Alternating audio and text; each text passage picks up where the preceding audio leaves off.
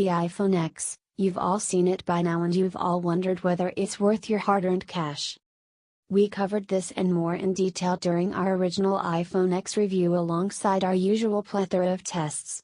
But what would the iPhone X be like to live with on a day-to-day or, indeed given how often we interact with our phones, an hour-to-hour basis?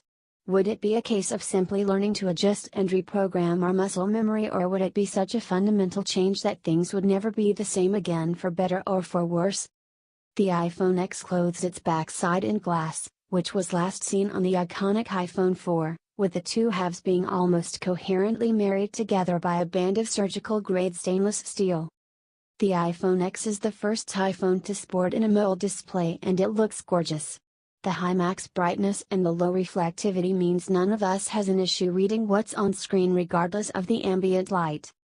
Not to mention that color accuracy is amazing, right up there with the best of them. And we're happy to say that here there are no signs of the screen issues, which have been plaguing the Google Pixel 2 XL. We didn't notice any image retention or burn-in. The nature of the beast does mean though that you see some shift in color and hue when viewing the screen off angle, but it's nothing as bad as the Pixel 2 XL. To steal a phrase from the late Steve Jobs, the iPhone X is a screamer. The synthetic benchmark tests that we originally ran bear this out. So how does this manifest itself in real-world performance? Everything felt smooth, well, as smooth as iOS 11 allows. When we put the iPhone X against our iPhone 7 Plus in the day-to-day tasks, it turned out there is not much of a noticeable difference. Yes, the iPhone X boots faster, but after that the devices are almost neck and neck. The iPhone X edges it when launching apps, launching the camera, multitasking, and gameplay, but the difference between the two isn't as pronounced as the difference in benchmark scores would suggest. Speaking of, good enough is probably how we'd all describe the battery life we've been getting out of these phones. On average it would get us through the day on a single charge just fine. Where we have seen excessive battery drain, it's been as a result of the occasional rogue app. Wireless charging has been long overdue on iPhones, and with the 2017 generation, Apple has finally adopted it.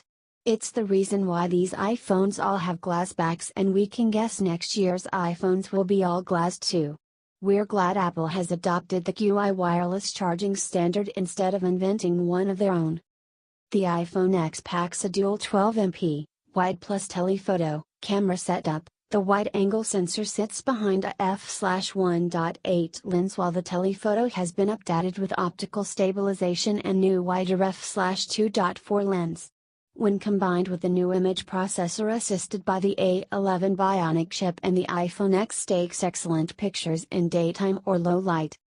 Just as last year when Apple introduced bokeh portrait mode effect to the public in beta, they continued the trend this year, by introducing a beta called portrait lighting, which is non-destructive tonal correction which works straight in the camera's viewfinder.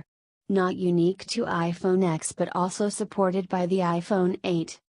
While now capable of bokeh effects in its portrait mode, the front-facing camera is probably the weakest link in the iPhone X camera setup, taking okay pictures but certainly not the best we've seen.